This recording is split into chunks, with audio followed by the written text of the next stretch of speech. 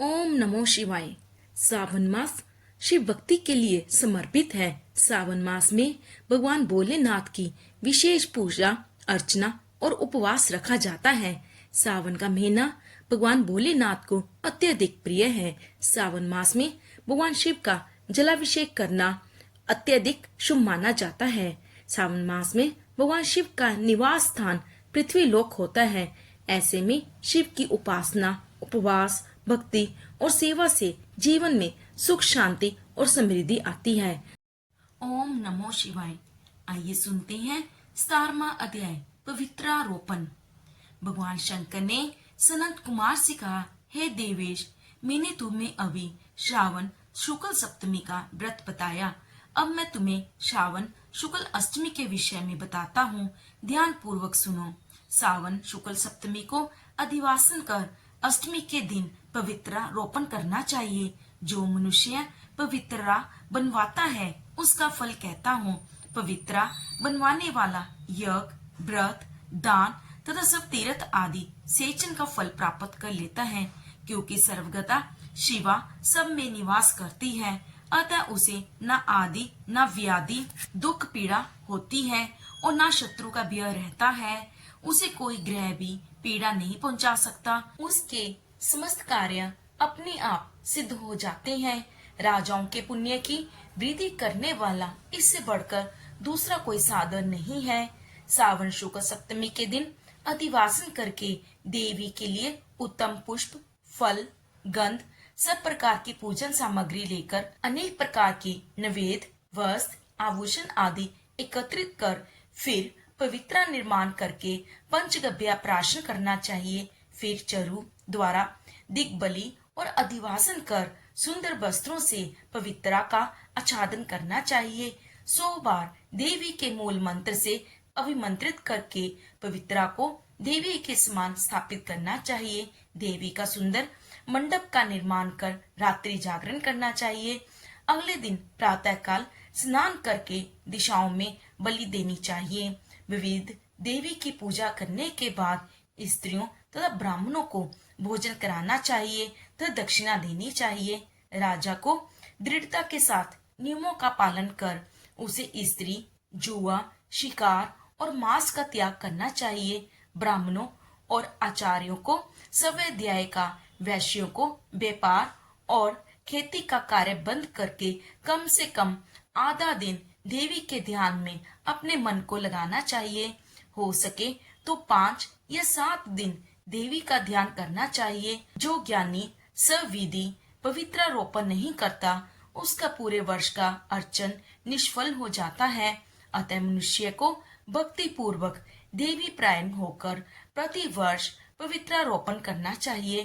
कर्क अथवा सिंह का सूर्य हो जाने पर सावन शुक्ल अष्टमी के दिन देवी के लिए पवित्रारोपण करना चाहिए। इसे नित्य कर्म समझकर करना चाहिए।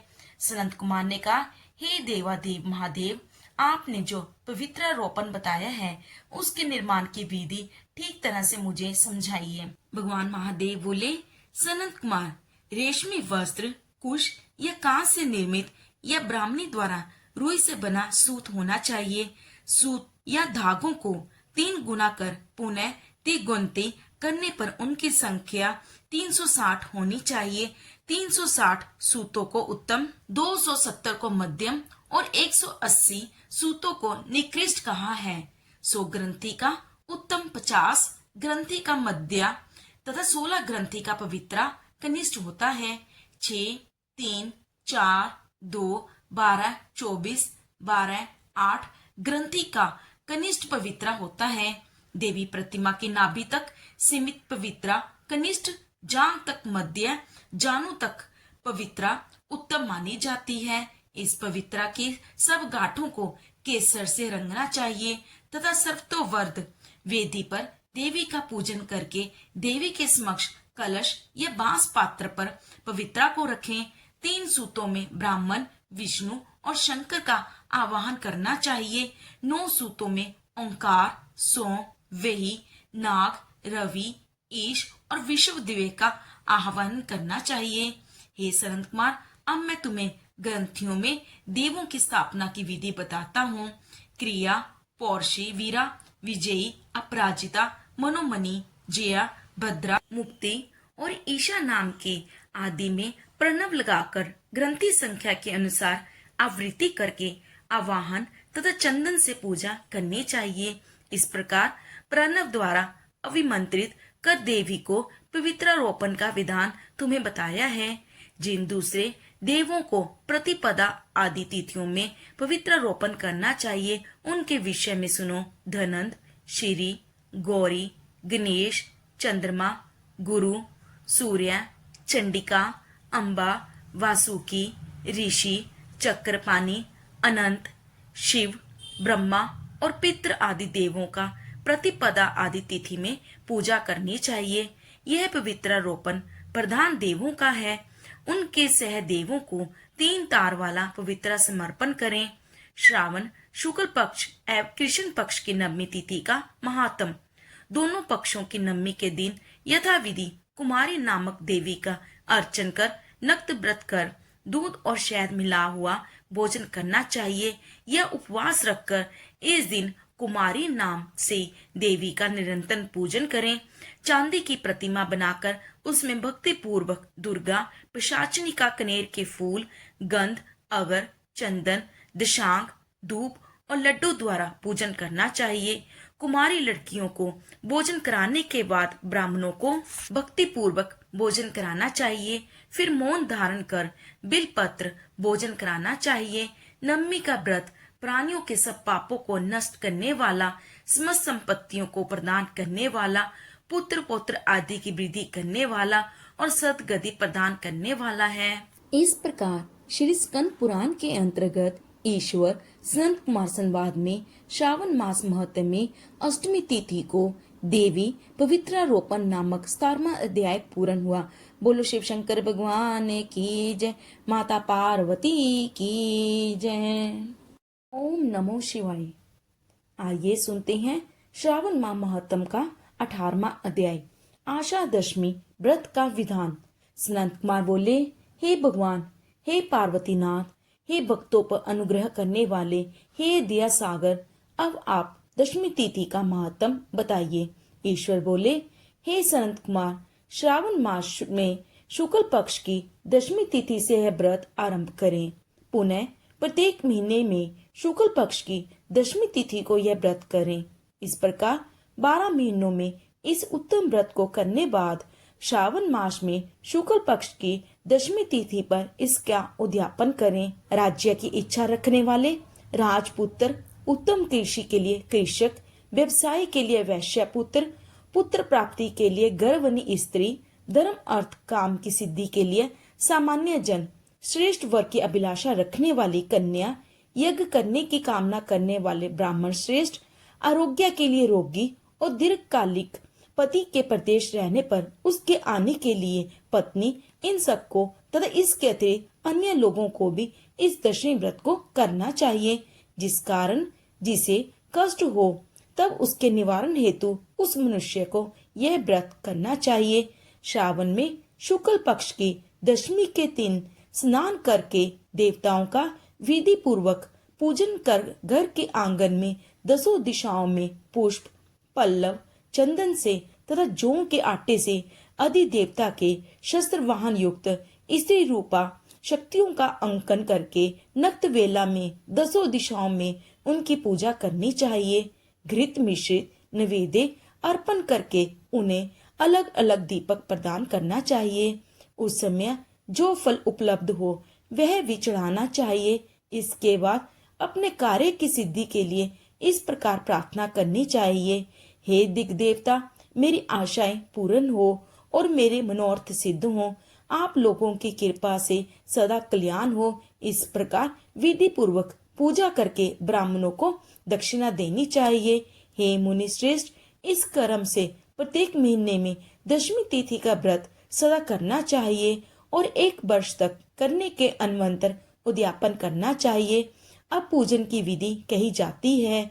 सुवर्ण अथवा चांदी अथवा आटे से ही 10 दिशाओं को बनवाइए। उसके बाद स्नान करके भली भांति वस्त्र आभूषण से अलंकृत होकर बंधु बांधवों के साथ भक्ति पूर्वक मन में दसों देवताओं का पूजन करना चाहिए।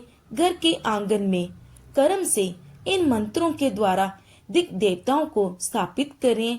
इस भवन के स्वामी और देवता तथा दानवों से नमस्कार किए जाने वाले इंद्र आपके ही समीप रहते हैं। आप इंद्री नामक देवता को नमस्कार करें। हे आशे, अग्नि के साथ परिग्रह होने के कारण आप अग्नि कहीं जाती हैं। आप तेज स्वरूप और पराशक्ति है, अतः मुझे वर देने वाली हो। आपका ही आश्रय लेकर धर्मराज सभी लोगों को दंडित करते हैं, इसलिए आप संयमिनी नाम वाली हैं। हे यामे, आप मेरे लिए उत्तम मनोरथ पूर्ण करने वाली हो। हाथ में खड़ग धारण किए हुए मृत्यु देवता आपका ही आश्रय ग्रहण करते हैं, अतः आप निक्षत्री रूपा हैं। आप मेरी आशा को पूर्ण कीजिए। हे वारुणी, समस्त भुवनों के आधार तथा जल जीवों के स्वामी वरुण देव आप में निवास करते हैं, अतः मेरे कार्य तथा धर्म को पूर्ण करने के लिए आप तत्पर हो। आप जगत के आदि स्वरूप वायु देव के साथ अधिष्ठ हैं, इसलिए आप वायव्य हैं। हे वायव्य, आप मेरे घर में नित्य शांति प्रदान करें।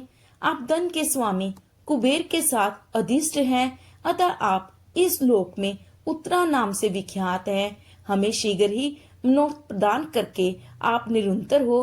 हे ईशानी, आप जगत के स्वामी शंभु के साथ सुशोभित होती हैं। हे शुभे, हे देवी, मेरी अभिलाषाओं को पूर्ण कीजिए। आपको नमस्कार है, नमस्कार है। आप समस्त लोगों के ऊपर अधिष्ठ हैं, सदा कल्याण करने वाली हैं और सनक आदि मुनियों से घिरी रहती हैं। आप सदा मेरी रक्षा करें, रक्षा करें।